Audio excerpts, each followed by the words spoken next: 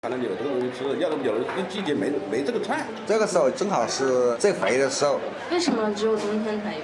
那有鱼啊，因为夏天鱼没有籽啊。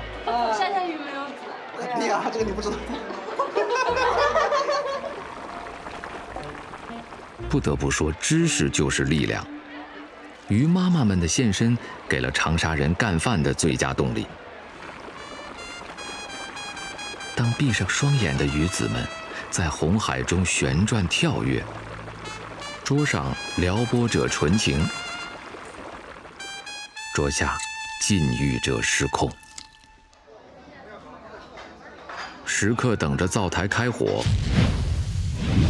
我的心在等待，永远在等待，我的心在等待，永远在等待。而三毛哥的等待需要跨越一个夜晚。